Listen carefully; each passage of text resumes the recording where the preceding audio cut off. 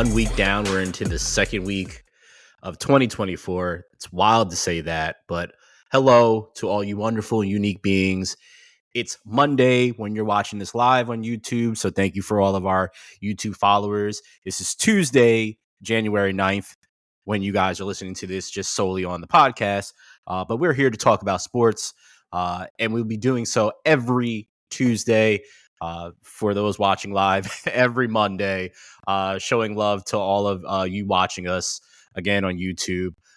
We are going to get through what do they call this? Black Monday is when we're recording, when they're firing all the coaches, ton of coaches firing, a lot of people moving around. We are moving towards the playoffs. I have my power rankings as we go into the playoffs, which is just, it starts this weekend, which is going to be a crazy ride, I believe. And I'm sure Sam believes the same thing as well. So we'll hear what he has to say about that as well. So again, it's wild card weekend. We'll be making our picks going from there. And also today, when we're recording this, we had the national championship, which, Sam, I have to be honest. I know you did the rundown earlier today. I didn't get to check it because I was too busy working, because Mondays are a zoo. I really genuinely found out that the national championship game was on tonight from a streamer that I follow. So shout out to Tim the Tatman, because he's there doing like a stream, a special stream there. And I was just like, oh, that's really happening tonight. Okay. I probably didn't care about it because I don't care to see Michigan play. As a Penn State fan, yeah. So it's just whatever. So I'm super rooting for Washington, but we'll get into that later. But let's jump into things. First and foremost, Sam, we are now going to introduce the most dominant tag team from the East. He's the brains, the number cruncher, the advisor. As I've already mentioned his name, it's Sam. How you doing, Sam? What's up, my friends? Happy New Year. Happy 2024. Hey, Brandon, happy 3 years of the Chasing Points podcast. Can you believe that? That's wild to think of, that it's been 3 years. Yeah. January 11th, 2021. Wow. Was our first episode, and here we are. Congrats to us. Yeah, we did it, man. Pat myself on the back on that one. This is a pat you on the back move. That's really nice of you. You're welcome. I'm the other half of the duo. It's just me. I'm Brandon. I'm here so I don't get fined. This is episode 119 of the Chasing Points podcast. Let's just jump right into it. Sam, the firings of the firings of the firings of the firings, which I absolutely am a fan of. It is Ron Rivera, first and foremost, kicking the can. He's finally gone. I'm sure all Commanders fans are absolutely happy. They also got some very interesting news of Bob Myers, the architect of the Warriors franchise and building that roster, is apparently joining their front office. But more so than anything, Ron is gone. So as I run to get my charger so my computer doesn't die, what are your thoughts on Ron Rivera? Yeah, Ron's gone. I think I think the writing's been on the wall, especially when Josh Harris and Magic Johnson and that group recently bought the Commanders from that other guy. So, you don't get to pick your coach. I don't know if Bieniemy was hired with Josh Harris or with Dan Snyder. I don't remember, but Rivera went 26-40-1 in 4 seasons in Washington. His first season, he made the NFC East. He won the East with a 7-9 record. I believe he lost to the Rams in that game. That was a Heineke. Like, Heineke played really well, but never went over 500. Again, 26-40-1. And as you mentioned, Bob Myers, the former GM of the Warriors, and Rick Spielman, who was the GM of the Vikings, drafted guys like Dalvin Cook, Justin Jefferson, to name a few. They're both going to be involved, as you mentioned, in kind of helping find new leadership at the top for this team. And if you are a longtime Washington fan or just fan in general of football, it's just kind of it's nice to see a refreshing. It's refreshing coming from this organization that's just been in turmoil for 3 decades or so. Well, Sam, I'm going to stop you right there, because as a as a rival in the NFC East is not refreshing for me to see. Right. Because if it's going to be anything like what Magic and that group has done out with the Dodgers of just buy and get everybody they want, it's not going to be great for teams in the NFC East. And that is scary because if they're just willing to keep paying and not worrying about cap salaries and do unique things of pushing off salaries until people retires and stuff like that. I mean, I'm not looking forward to that, but putting that jokes to the side, I am happy to see that Ron is gone. Obviously, I'm not preying on a man's downfall, but I don't think he was good for that team. I think they do have some really good young players, and it's Gary Terry, number one. You have Sam Howell, who has shown that he can really be a solid quarterback in times. I think it's just that line, right? And then the Commanders have always, at least in recent memory for me, have been really, really good at drafting defensive players. It's just now And then putting it trading all them away. together. They traded away, obviously, Chase, what's his Montez Sweat, Sweat, right? yep. So they've gotten rid of some really, really solid players, and I'll say I've talked to some Niners fans, and it's just like he's been kind of okay since coming over. I think he's going to take time to see that, but again, they've drafted some really good players. It just they need now that they have somebody that's willing to spend money. They're building a front office that's willing to really put in the work to go out there and find people that really need to be there, and fit what the coaching staff is. But again, we don't know what the coaching staff is going to be. So I'll be intrigued to see what happens to Bieniemy. I'll be intrigued to see what happens to this team moving forward.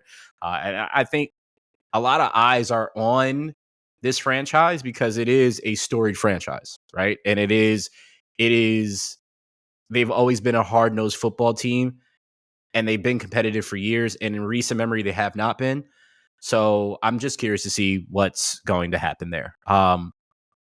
As we jump, I think this is one of the more intriguing teams, and I'm pretty sure you and I both thought that this was coming. But Arthur Smith was fired from the Falcons after a third straight 7-10 season. Number one, I would have fired him when he stopped getting the ball to Kyle Pitts. That's number one. How long ago was that, man? Yeah, right. All fantasy owners of Kyle Pitts rejoiced that he is gone because I'm sure whoever Drake the next London, coach is, they Bijan. 100%.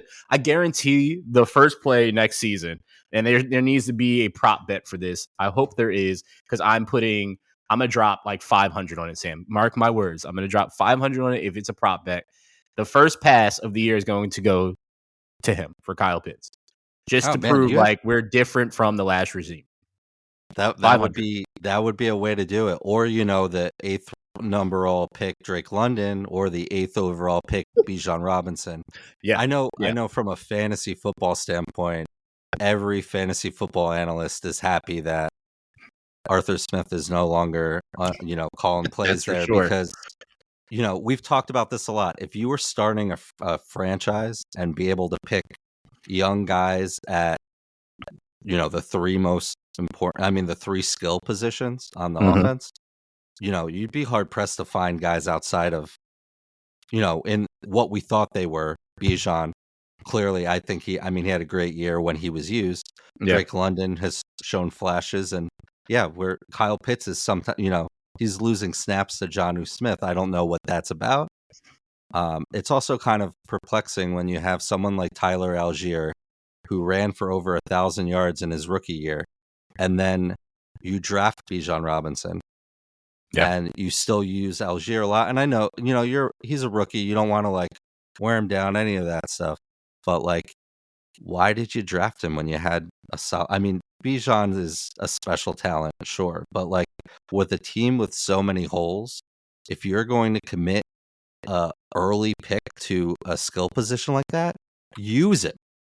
Win games. You were 7-10. You were you had a fighting shot if you won that game yesterday to make the playoffs. Like maybe use the talent on your roster. Well, I don't know. that's why he's no longer the head coach of the team, Yeah. and why we're Did you? talking about this is you're not utilizing your key players. So if you're not utilizing them and putting them in better positions, which seems to be the issue for the Eagles at this point in time, which Lord don't get me started.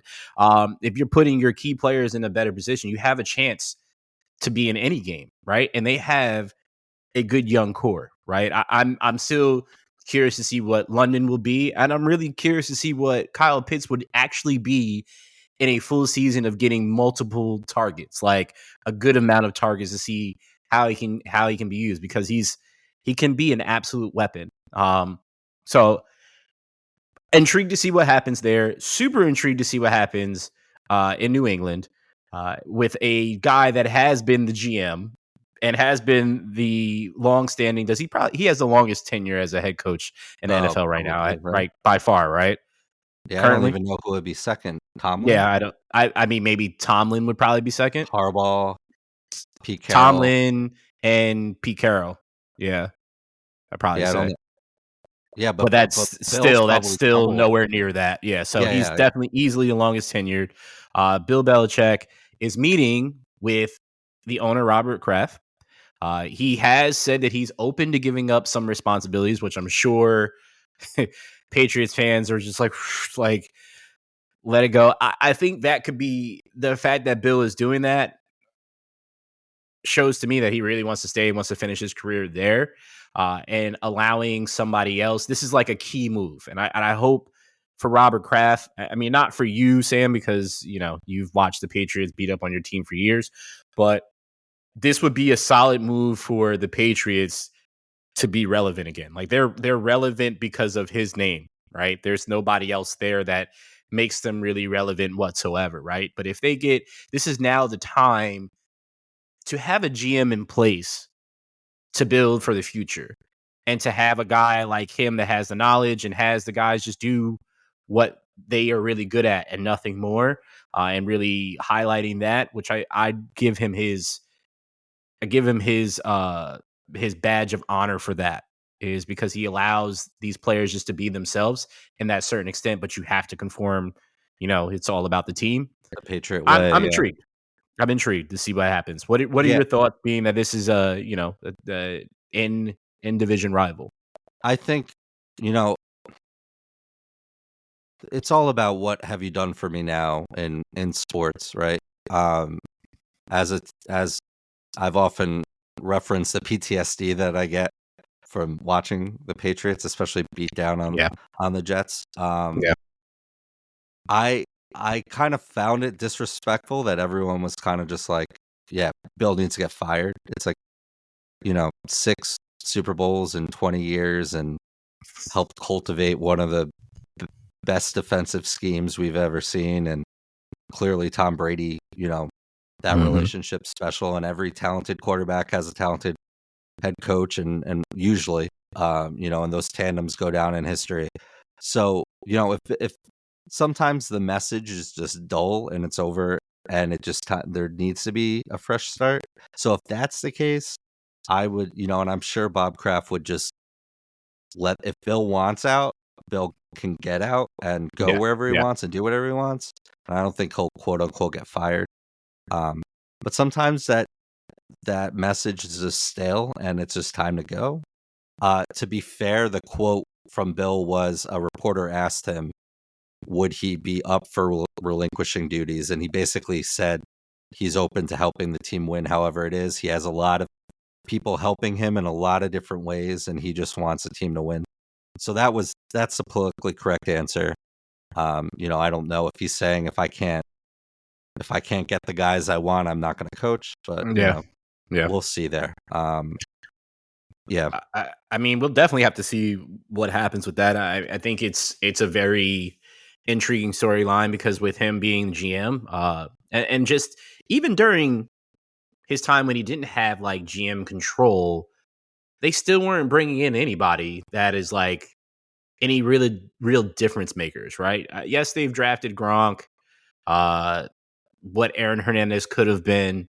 What he was when yeah, the true, very fair. yeah. That's very true. What he was when he was on the field, that they were going to have that would have been the greatest tight end duo in the history of football. I don't Sam, know if there's another tight end duo. I mean, I they yeah, changed the game in that respect that so many teams that would already run two tight end sets were like, no, I want two Travis Kelce's out there. I want two yeah, receiving yeah, monsters out there. And then you could get away with, having these undersized slot receivers on the outside correct. or however it is.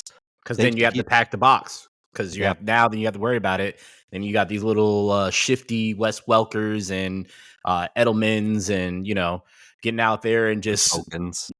just going all over the place. I mean, but yeah, flashy offensive guys. I mean, Randy Moss. I don't know of any Yeah, but I other said free agent. drafted. You know Yeah, what I mean? Like yeah. I can't even tell you the last time they drafted like a receiver that I'm just like, yeah, they got one. You know what I mean? Like, no, but they draft very, very well on the defensive end. Like I will say, that's what yeah, they do really, really well totally. is draft really, really good defensive players. Demario Douglas, I like. I think he was a second or third round pick. He's Mhm. played pretty well with really bad quarterback play. But yeah, like Tyquan Thornton, they've had a list of guys that Yeah. just never hit. So it'd be interesting to see. They have the third pick in the draft. We just talked If about they don't the Commanders. They have the second. if they don't go Um, QB first, their pick. I don't know yeah, what they do from there, unless they trade back and get a crazy haul for it, which is what Bill has been known for. But I don't think dude, this is the Marvin time to Harrison trade Jr. back. and that. Yeah, Yeah, Marvin I don't Harrison think and this is that the draft to offense. trade Yeah, back on. Stay up there, stay at the top, and get a high pick. A team that we know that won't get a high pick because they traded it away to the Chicago Bears, like idiots. The Panthers, they fired their GM, Scott Fitterer. Is that how you, how you say his name? Fitter fit fitter. No, that's the Yeah, name, dude. That's Scott bro, Fitter. I don't care how many ways you say it. Fitter. I don't care if that's the It's correct so way. yeah. It's just still gonna make me laugh because that is a terrible last Fair. name. Sorry, Scott, that you got fired today. He was 2 for 15 this season. Uh, Also, I've heard that the new owner of the Panthers is absolutely a nut job. Oh yeah.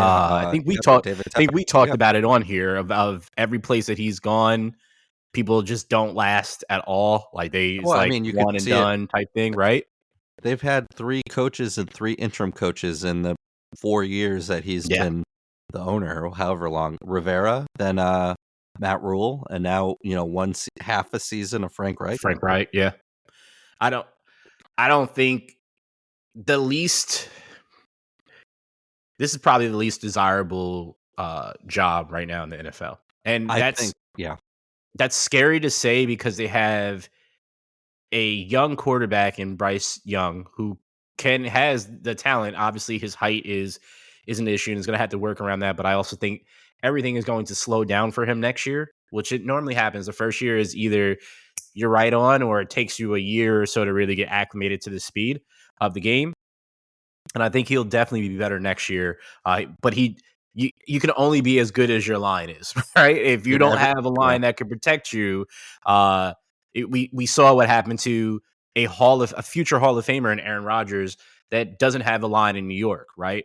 Even though it was brief, we saw it, and then we continue to see it with Zach Wilson, right? If you don't have a line, you can't protect your quarterback. It doesn't matter who's under center, they're not going to be able to get the ball off, and you're not going to be in a favorable position. But yeah. uh, just seeing what's going on with this team, man, I pray for Panthers fans because it seems like they're going to be. It just think about it, Sam. Like just a few years ago, they had Cam Newton. They were going In to the the Super Super Bowl. Bowl. Cam Yeah. was an MVP. Like they had all this, and now here they are, 2-15, and don't know where the hell their team is going. I think the caveats of like ownership and just his, um, lack of patience maybe, you you bring is something that will deter people from Yes. wanting to be a part of this organization. Yes. That said, there's only 32 head coaching jobs and there's only 32 GM jobs, and someone will We'll think do it. that they Yep. can do it. But here you fire Matt Rule after investing a ton. You buy his Baylor buyout from Baylor University. You do all of this stuff. You Mhm. go pick him up on your private jet. You make a whole thing about it. And then you do this, you hire Frank Reich, who, was supposed to have Andrew Luck as his quarterback. And Yep. then, the turmoil there in Indianapolis, a Super Bowl winning. Oh yeah, Frank Reich, who took the job after Josh McDaniels bolted from Indy. Remember that? And you hire him and then you fire him after 11 games. I don't know who pounded the table and said we need to take Bryce Young. We need to trade up from 9 to take Bryce Young. I mean, the jury's still out. It does not help when you have CJ Stroud looking like already No. a top 10 quarterback in this league, and just the poise that this kid has. And he went into a really hostile situation in Indy on Saturday and won Mhm. the division.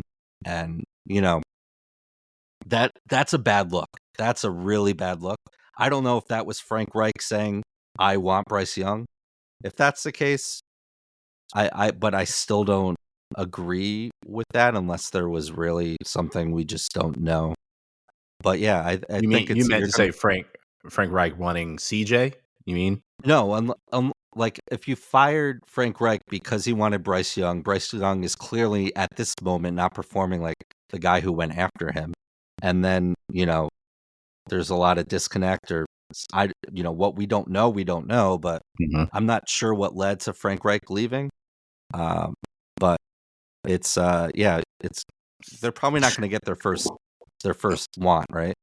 I know I've heard No. Harbaugh rumors, but I don't know if he's going to want to go there unless he's got Well, control of everything. I mean, we'll see what happens with Harbaugh after tonight. Right? Anyway, Yeah. is we'll see if he wins a national championship. I don't see why. Excuse me, why you leave the campus in Michigan, right? Like, what would be the point I to don't. leave after a national championship? I get it. You're going to get more money in the NFL, whatnot. He's flirted with the NFL. He's hired an agent that is very prominent in the NFL or whatnot. But Did I he hire? mean, He it's hired Brady's agent, right? Yep, I don't I think remember. so. I think he might be, but Look, I I don't don't know, get me man. The wrong. the reported money he was going, remember when the sign stealing thing came out and Hmm. they were still going to offer him like over 100 million. Yeah, Like, I don't know. Maybe it's unfinished business in the NFL. He brought a team to a Super Bowl. So I don't know if it's that, but uh, yeah, hey, we'll see. listen, you can make if this is the start of what Saban has down in Alabama, he can be sitting pretty in college football making NFL money and just having kids that he can work with and mold and go from there. And it seems to be very, very desirable because these kids are working for something, right? They're working to try to get to the next level or now NIL money and so on and so forth. So I wouldn't be surprised. There's more money that's dripping into college football now because of the NIL, and if he wins the national championship tonight, for those that are listening, you'll already know on Tuesday. You already know the verdict of that. But I mean, there's more money that could be on the table. That's more commercials, so on and so forth. So it's curious to see what happens there. But I still believe he's going to come to the NFL at some point, and I hope as a Penn State fan he does. But anyway, power rankings, Sam. We haven't done this in a while because we haven't done an episode in a while. Since this is our first one in the new year. So the last power ranking, last episode, it is vastly different from the one this time. And I will just run down the last one. So it was the Niners 1, Cowboys 2, Eagles 3, Ravens 4, Chiefs 5. Uh, Major differences here: no Chiefs, no Eagles. Just going to start it off with that. At 5 is the Lions. The Lions have had an up and down season. They've been in the top tier throughout the whole year, but they've had some up and down moments. And 100%, and since Sam and I have not been able to talk about this, and I would just clear a little space for this, 100% got robbed Yeah, by the refs against the Cowboys. They won that game. But also at the same time, Dan Campbell, kick the damn field goal. You are marching up and down the field on this team. kick the field goal, let your defense do what it was doing, and then walk out that way. I understand you want to go for it, and I love the tenacity, love that, but kick the field goal. After that, you got screwed, but kick the field goal. What is your thoughts on just that moment? Since we haven't been around to talk about it, I'm just kind of curious to hear that. Yeah, we haven't talked about it at all, even, just offline. Yeah, no, it sucks. I think, we're clearly not on the field. It seemed like the tackle reported, and, from what I saw from the video, clearly I saw some things about he wasn't using a hand gesture, and he said it, and usually use some kind of, you make some kind of movement that, and the coaches will talk about it before the game, like they do like a muscle thing or whatever, they flex or whatever the thing is. Yeah, I think, it's unfortunate they got robbed there. Clearly the NFL recognizes it. They demoted that That crew, that yep, crew from working in the playoffs, and so that's certainly a sign of, hey, they messed up. yeah, yeah, Unfortunately, that's kind of where it ends. You It's the NFL. You win games like this, you lose games like this. Sadly, there's always that. Um, you know, uh, Well, can I stop you there because you are absolutely right by saying you win games like this and you lose games like yeah, this, but this is now pushing the narrative of, and it's been the narrative this whole season, and I think it's been uh, blown up to a a spot that is kind of something has to be done at this point in time, and it's the sore point of this whole season has been the refs, and I think you can say that regardless of what team you root for, what game you watch, so on and so forth. It's been everybody's been talking about the refs. So I think it's kind of this is going to push the narrative of really reviewing plays. Like, yes, it might make games longer and whatnot, but I think this is really going to push the issue of like, hey, listen, like in a crucial time in the last 2 minutes, like all those plays should be reviewable. Like we shouldn't be able to like throughout the regular game, you still have the regular reviews and challenges and whatnot. But in the last 2 minutes of the game when it's really, really crucial, this is what needs to happen. What are your thoughts on that? no, that's fair. I don't know how you review this. Mm-hmm. Um, I would be open for more opportunities for either the coaches to want to review something, or for the booth to, upstairs to say, "Hey, review this." If it's like the last 4 minutes of a game Yeah. instead of two, I'm totally open for that. I say, like, again, I said, yeah, this is just unfortunately part of the game.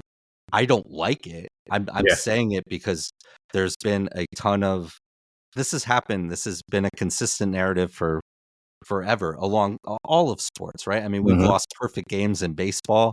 How many Have we? Yeah. crazy the refs should be full-time employees. The Agreed. you know, the NFL makes they print money. I Yeah. don't They know could what pay it these refs. They could definitely pay these refs. the fact that, like, these guys are like lawyers during the week, and then they go and they're with their crew on the weekend calling Yeah. these games. Like, there's so much margin of error, whether it's from, you know, uh, outside sources, or just like head being in the game. And I'm sure they do well. They get paid well per game that they do. But let's make it so, and I don't know if they have benefits or not. Let's make it so these guys don't have to worry about anything but football. That should be that should be it. And whether it's like they're sitting there during the week, like reviewing calls and work and doing all of that, getting better and using that on company time, like NFL time, let's do it. Like, again, it's not my money, but I don't see why you would want these loose ends, like, just even out there. That's, All right, I'm a reel you in here because Sam just went on his soapbox about the refs, and I just agree with damn. what you said. I agree with what you said for sure. They do need to be full time, for sure. But I don't know. I'm assuming during their winter meetings or whenever the hell they have their meetings, spring, whatever. I believe that this will definitely be a topic of discussion. And the team that the Lions lost to in that game that we didn't chat about was the Cowboys at 4. They have been proving that they can still win. They're dominant at home. On the road, not so much. Yes, they just clinched against the Commanders. It is what it is with that one. But we've seen. We weren't here for the Bills game, which I absolutely was in heaven for, watching the Cowboys get dismantled by the Bills. But they've continued to show that they do have the ability to be in certain games. But again, it seems at times when they are away, Sam, and they're playing true contenders, they can't hold the other team's jock. And I say that respectfully, because I know where they're at right now, and they are playing at a high level in certain aspects, but they aren't showing up when it comes to playing those good teams on the road. And that's just been proven so far at this point. So we'll see what happens, because I mean their first game is against the Seahawks, right? The Packers. They play the Packers at home. Clearly, by winning the East, they have home field. Aside correct. from they play the Niners, yeah, correct. So that'll be. I mean, that should be a win for them, but we will see how that plays out. But we'll get to that game soon. At 3, the team that I said dismantled them is the Bills, and that's why I have them at 3, just ahead of them. They've had a rocky year. We've talked enough about Mr. Allen throughout this year. We've talked a lot about how this team has been, Super Bowl contenders to pretenders, and now they're back to contenders, or I don't know.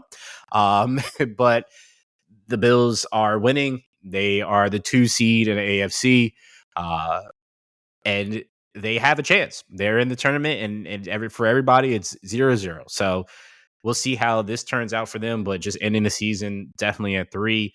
At 2 is the Niners. The Niners have absolutely been stomping mud holes in people's asses throughout this whole entire season. My team included, the Cowboys, so on and so forth. They look absolutely scary, but the only team that they did not stomp and they got stomped out by is the number 1 team, the Ravens. Now, Sam, I remember when we were talking in the offseason, and the talk was about Todd Monken coming there and Lamar Jackson having an offensive coordinator to actually call plays for him, to be able to really stretch out this offense and do this. And we got a bunch of anonymous coaches talking and saying that we much rather have another quarterback than Lamar, and he's just this. Get and lost. People still calling him a running back, and he's not this, and I would do that. And the newest one, the latest one, we want a quarterback to be quarterbacky. I don't know if you saw that one. Yeah. I didn't see that. Yeah. What is a quarterback? Yeah. Well, game manager. There's other undertones to that. Let's just put it that way. Quarterback to be quarterbacky. It's pretty funny how that turned out, right? Because we always know that the Ravens defense is going to show up, because they always have a good defense, right? They just needed that offense. And funny thing about that is Lamar has been in the pocket and been destroying people this whole year. Just like and when he can't pass the ball, what does he do? Then he takes off, and you still can't stop him. He's had his tight end go down, which happens every season now. But not pretty much has Mark Andrews, and he's a weapon. Absolutely, he's still out right now, or he's back. Last I saw is that he was hopeful that he could play at some point in the postseason. Yeah, that's what I thought too. I mean, they have a week off. We'll have to look into that, but watch out, man. That's great. Zay Flowers, man. We've been on the Zay Flowers train for a while. I drafted him in fantasy for a reason, so there was a reason for that. OBJ, slow start. He's woken up. I still think one of the most underrated trades in recent memory was what they did last year and getting Roquan Smith. Yeah, I was just gonna say the Bears gave away Roquan Smith, and they took them and said, "Hello, thank you. We know what we have with this young man." And he's been the leader of that team, and they've been crazy good. You got Jadeveon Clowney down there that has bounced from team to team to team to team to team, and comes here and is going off. You got Kyle Van Noy, who is sitting on the bench, sitting on his couch at home doing his own stuff, and now is here, and he's one of the vocal leaders on this team. Like, they know what they're doing, and they get defensive players to do what they have to do. What happened? Hamilton. Oh no, I didn't want to talk about Kyle Hamilton because I Oh, just want people to watch him throughout the playoffs to see what happens because so he we're is one of the best safeties in the league, if not the best right now. One of the best. I All right. think I said this too. We've said this. We've talked about Kyle Hamilton for a couple years now. When he got drafted, I think I probably texted you and said, "Of course, like Mm-hmm. perfect spot." You know, here They you go. know, just like I said, Bill knows how to draft defense, and so do the Ravens. Yeah, Those are two teams that I'm never worried about defensively, is they and know how to draft defensive players. and the impressive thing too is on the running game. Yeah, Lamar is insane. Mm-hmm. A runner. He's a gazelle. Like it's that's well noted. But you didn't have J.K. Dobbins really healthy at all Cheetah, last. Cheetah, yeah, that's fair. real Um, cheetah. Yeah. you had J.K. Dobbins coming off an ACL last year, so he wasn't 100%. So you didn't have him the year before. He tore his Achilles this year. So you have Gus Mhm. Edwards, the rookie, the undrafted rookie is escaping me. He was Keaton Mitchell, and then Justice Hill, and they're just running all over dudes. Yeah. So it's you lose your lead back, no problem. And yeah, Greg Roman developed a system for them, for Lamar, that really used his strengths. But we've been saying this since that MVP year too. Lamar can sit in the pocket, be comfortable, get to his second read, and throw the ball a mile away. Like Yep. he's, and to overlook what he has done and what he is as a passer is criminal. Like that is underrated, and Todd Monken has exploited that for the best Mm-hmm. in this offense. And yeah, watch out. I like this Ravens team a lot. If you can't tell already, we're on board. Yeah, definitely on board, and we will see what happens with that. So before we get to our records and whatnot, or we don't even have to touch our records really because we haven't really done it. But what is your thoughts on this power rankings entering the playoffs, Sam?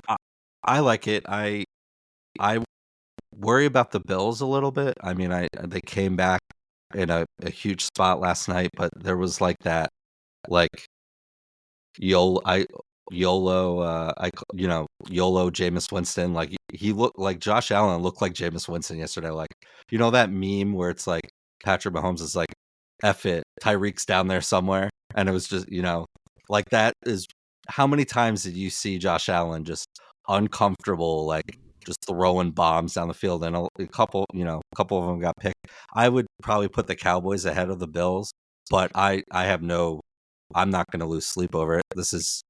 I'd probably do the same list, to be honest. Yeah, again, I won't put the Cowboys over the Bills because they got smacked by them, and that means something That's in the fair. Yeah, season to me. that's fair. Um, Shout out to Jameis Winston too for calling your own play in the victory huddle. And Arthur Smith I forgot to mention this when we were talking about him. He got fired. They put the press release out at midnight. Yep. Midnight, dude. They just were like, peace.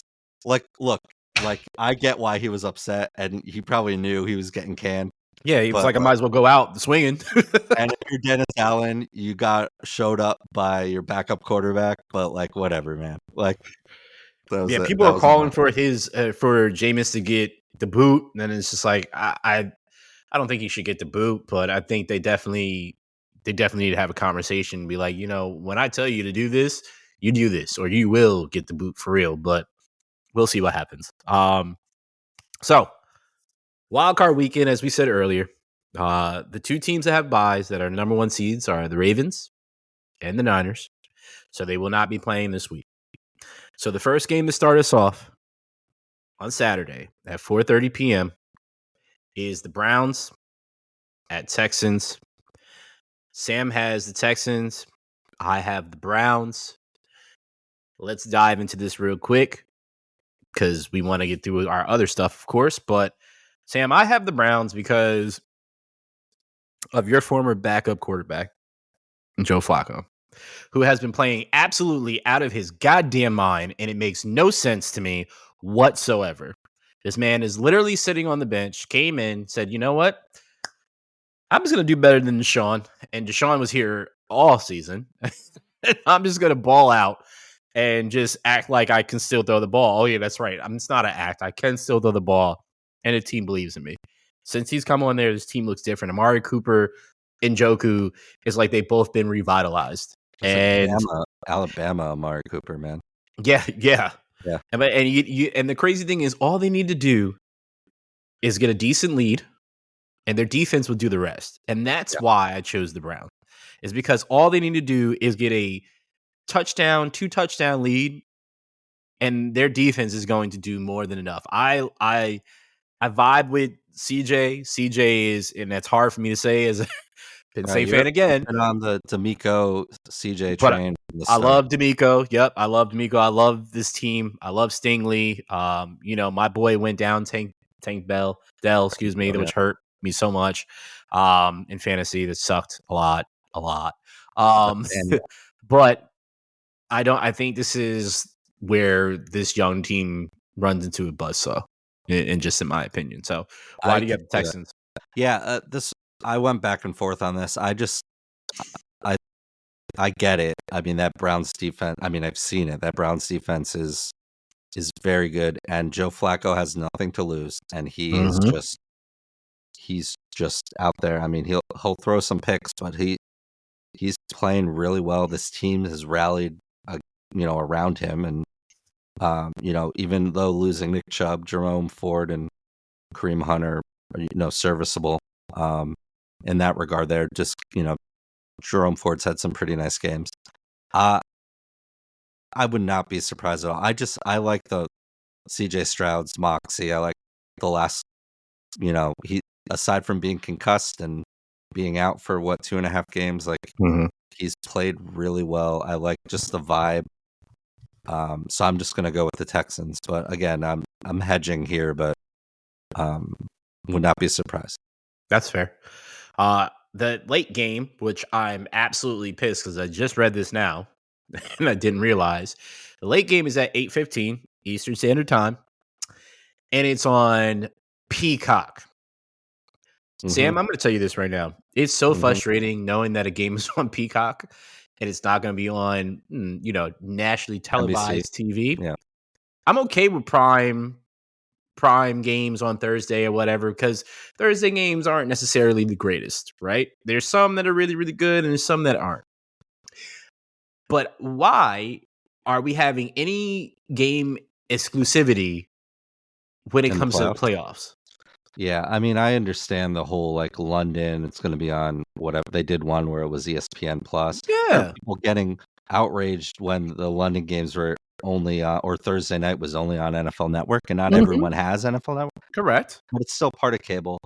I get, being in media and doing all this for as long as I have, I get both sides of this, and I understand propping up a struggling streaming service. I could only imagine it's a struggling streaming service. I'm not looking to it.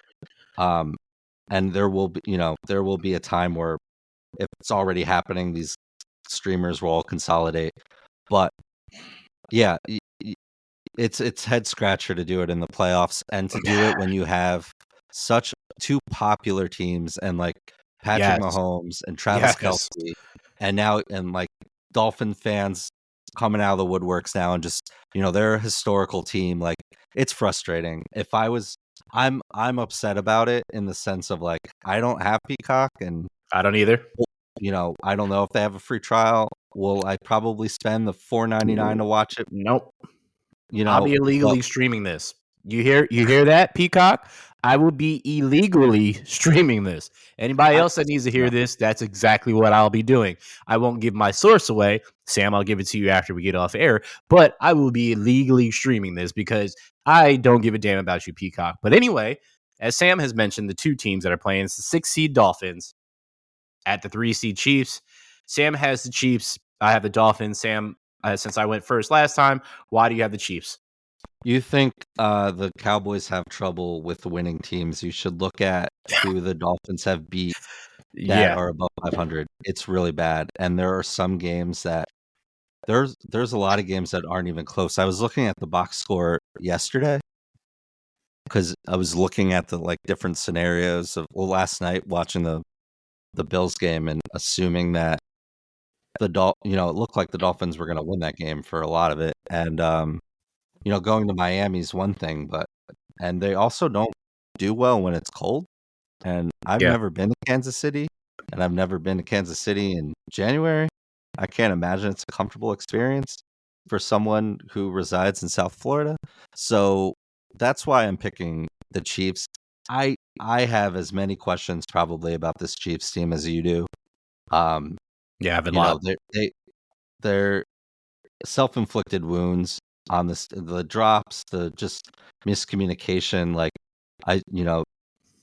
really good defense. Running game has come around, but like there's a lot of questions on this offense. But for all those points, I'm going to pick the Chiefs. Just it's hard to play in Kansas City in general, and I probably have more questions about the Dolphins going into Kansas City than I have about Andy Reid and Patrick Mahomes. That's fair. I mean, if you're betting on Andy Reid and Patrick Mahomes and Travis Kelce, I mean, it's not a bad bet to go with. I'm really going for the Dolphins because of my dad and my boy Bobby, because they're both Dolphins fans. But also the Dolphins have the horses to be in any game. Yep. Period. And I also feel that Tyreek Hill wants to absolutely kill in this game because of who he's going against, to prove to them, to say, you forgot about me, you didn't want to pay me. And as he said, I felt like I was the third wheel when it came to Mahomes and Kelce. So I would not be surprised if he had a career game. We just need to see if Waddle shows up and if they have the time, because that Waddle can play. Yeah, if Waddle can play, correct. But because the Chiefs also have one of the best defenses that we've seen Patrick Mahomes have since with his time, right? Easily the best. I agree with you, Sam. And that defensive line can get to anybody at any time. So if Tua doesn't have the time, and when Tua has the time, he is one of the more accurate quarterbacks, and I believe he is the most accurate quarterback this season, statistically. So I think this game could go any way. And I'm giving them, I really feel like it's going to come down to like a field goal. And it's going to come down to like one really, really stupid mistake, which has been happening to the Chiefs all year long. One stupid mistake, and I would not be surprised if it happened again. But to all the things that Sam mentioned, I also would not be surprised if Patty Mahomes and Andy and Kelce come around with the ring around the rosy huddle and do the behind the back alley-oop touchdown jazz that they seem to do. They can be. I don't know if they can afford to be cute right now, but I mean, Miami's banged up. Bradley Chubbs, they lost him. Jalen Phillips. They're at one point, I know just a couple weeks ago, like their offensive line, they were running like second and third stringers out there. They've had so many injuries. I forgot about Mostert didn't play yesterday. Jalen Waddle didn't play yesterday, and I don't know how healthy they were. Clearly, it was a big game. If they won that game, playoffs aside from Baltimore go through Miami. Yeah, that is that's, and now they're again going to Kansas City. So I feel pretty, out of these matchups, I feel confident that the Chiefs have the best situation to win, but there's a lot of concerning points on this team, and I would never think that I would say that about Patrick Mahomes and Kelce and Andy Reid, but here we are. I mean, it is what it is this year. I also didn't think that I was going to have to say that my Eagles absolutely suck this year, even though they started off 10-1, and they're the only team to start off 10-1 in NFL history and not get 12 wins. So anything is possible, Sam. It doesn't matter if you were at the Super Bowl last year or not. Every season is different, and things happen throughout the season. So we'll see what happens. But I'm going to give a little speed run here, since Sam and I pretty much agree on every single of these other games. Sunday, 1 p.m. Eastern time on CBS, Steelers, 7 seed, at 2 seed Bills. We both have the Bills.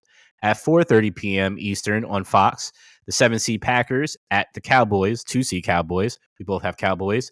At 8:15 p.m. Eastern Standard Time on NBC, the number 6 Rams at the number 3 Lions. We both have the Lions. By the way, just really quick, did you see that the lowest ticket starts for that game at $610 right now is the lowest ticket average? At Ford Field? Yeah. Well, first playoff game in 30 years. Matt Stafford coming back. It's a big it's a moment, big man. game. It's a big game. Yeah. So shout out to them anyway. You already know. If you've listened to this podcast before, if this is your first time listening to this podcast ever, welcome. Yeah, thank you. But you can go back and listen to a couple episodes. Sam and I will clearly illustrate our love for the Lions. And Monday night, 8:15 Eastern on ESPN, ABC, for the whole world to see me stress about my team. The Eagles, number 5 seed at the number 4 seed Buccaneers. We both have the Eagles, but I want to take a second, and since I do this often now, I would say, Sam, at least this season, I always go back and give kudos to those that I have defecated on. And Baker Mayfield is one of them, and he looks and has looked phenomenal for this team essentially all year. Yes, he's had his moments, but again, we didn't even think that they were going to make it to this point. And no, there's no way in hell that anybody that I knew, including the two people on this podcast, thought that they were going to be a higher seed than my Eagles. So kudos to them. Well, They deserve that. we knew someone was going to win with an under 500 record from the Yeah, South. but yeah. again, we didn't think that it was going to be a higher seed than the Eagles, and we didn't think that they were going to be there. So yeah, here we are. All right, Sam. I mentioned it at the top. It's time. We are getting closer and closer to the game as we are live at this point. 2023 college football playoff national championship tonight, Houston, Texas. Michigan 14-0, 1 seed. Washington, the number 2 seed, 14-0. We both have Michigan, and I'm going to tell you right now, I'm going with Michigan because I don't want to sound like a hater, but I absolutely, in my heart of hearts, pray that Michigan loses for one particular person that watches this podcast. I pray that they lose and they lose badly so I can just laugh to myself. I won't laugh at this person because I know how much pain he will be in, but I will laugh internally a whole lot, a whole lot. But if they win, I will make sure that I find my way down to State College, and I will wear a navy blue shirt with white letters that says "Fire James Franklin," because I Wait, am on a campaign. Why are we making this about James Franklin? Because he sucks as a head coach, Sam. That's why. And every chance I've gotten to talk about one of the rival teams that have put their boot to ass since he's come there, meaning Michigan, meaning Ohio State. I'm even going to throw Iowa in there. Have put boot to ass every chance that they can, because every time James Franklin teams have had an opportunity to take the next step, they don't. So that's how I made it about him. But yeah, Michigan to win tonight, I guess, maybe. Who knows? I just think they're. I mean, it comes down to defense. I think. I'm a fan of Michael Penix Jr. I am as well. Yeah, I don't know. I don't watch these two teams really. I mean, I'll watch if a big game's on. I'm watching it, so I'm a admitted casual observer here. But I think he'll be a good pro. I hope he's a good pro. Well, this just came in. ESPN is negotiating with college football playoffs to extend and have an 8-year deal to rights to the contract, because it's essentially going to be up after the season. But also, Sam, what I'm excited about is that next year is going to be more than 4 teams. And that's going to be exciting. So we wouldn't have to worry about, well, Georgia would have had a chance to play, and Florida State would have had a chance to play. Well, next year we're going to have a chance to see those teams that were cut off by 1 loss get into the playoffs, see what happens. And yes, Sam, you know what's going to happen. The people that have like 2 losses, well, we beat this team and we beat that team. I don't really care about those people. Oh, you're going to see it. You're going to see. You even see it in March Madness. 68 teams. There's still bubble teams. See, but I the don't. thing is, I don't even bat an eye when it comes to college basketball. I'm just Yeah. like, Well, okay, whatever. It is what it is. I think once you get from the top, there's so much. It's kind of like they're so close together, these teams, that it Yeah. doesn't really matter. I didn't really care that Florida State didn't make it. I think it's about competition. I think it's who you play, and Yeah. frankly, we didn't talk about this because we were off, but all the Florida State high profile players didn't play, and what is it, protest that they didn't make the title game, then they got beat down. It's a Smacked. sign. Yeah.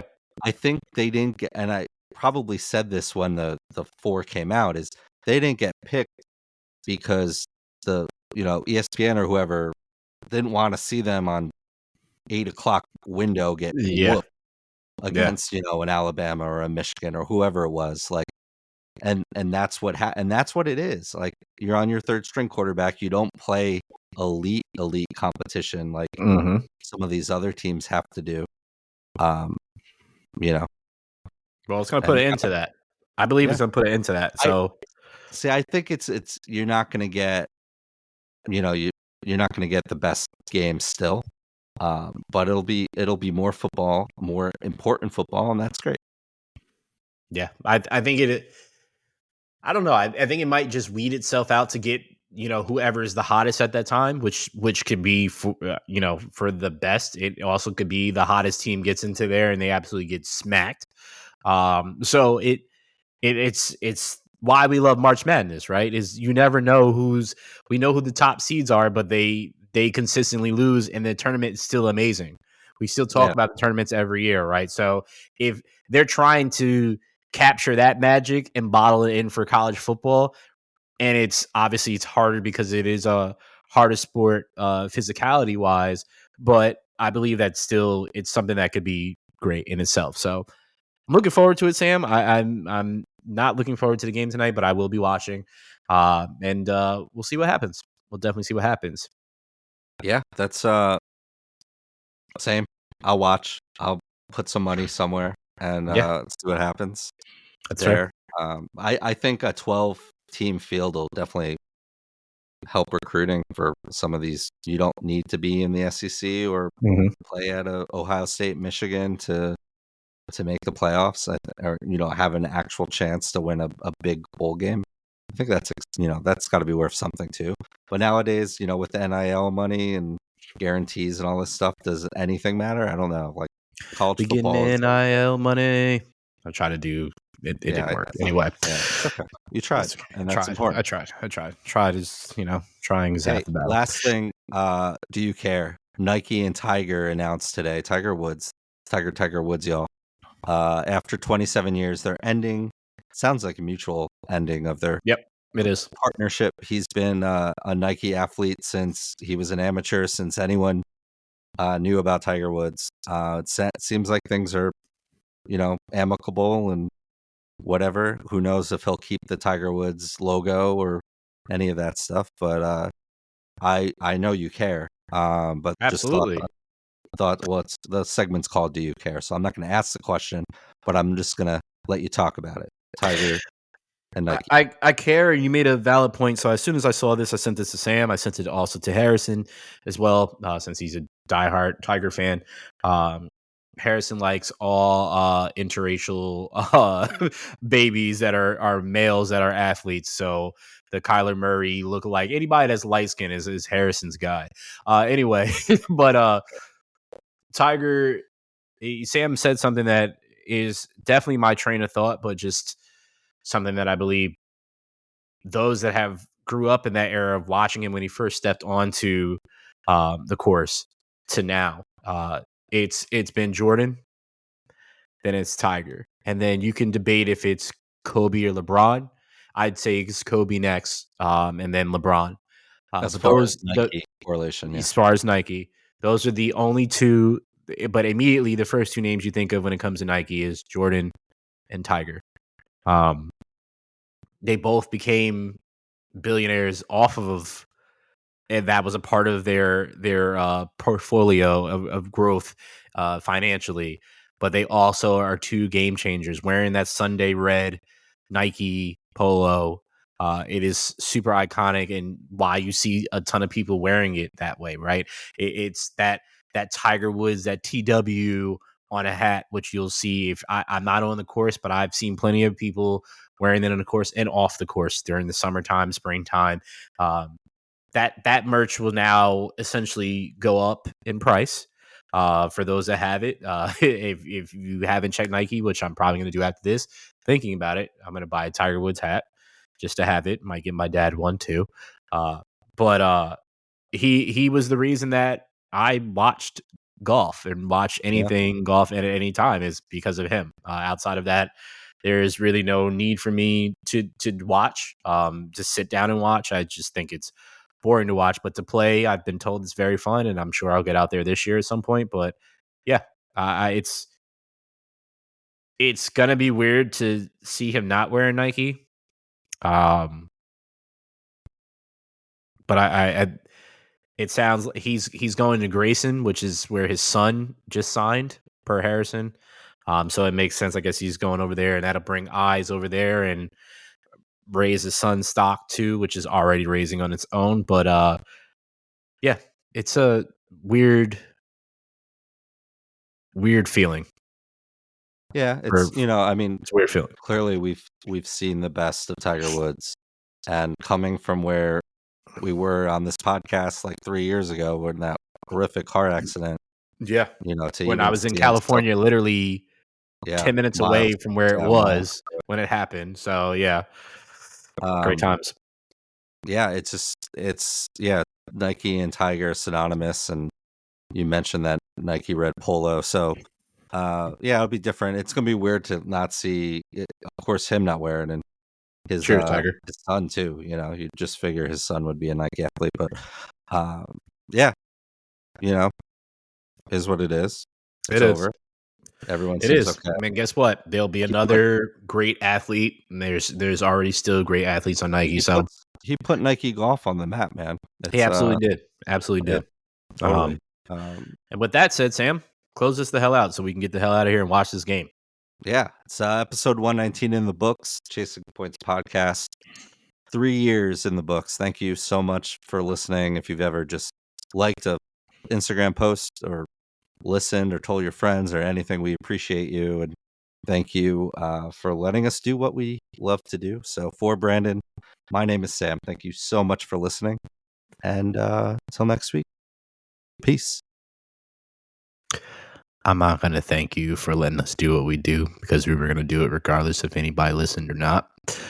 And Sam and I would have just, even though I hate hearing my own voice, we would have just put it out there in the world, and maybe somebody would have listened to it. But in all seriousness, we appreciate y'all, and share this so we can continue to stay on here for 3 more years, because we would like to do that.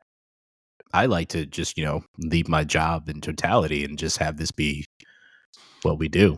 So, if you share this with people, you get the gist. All right. Bye.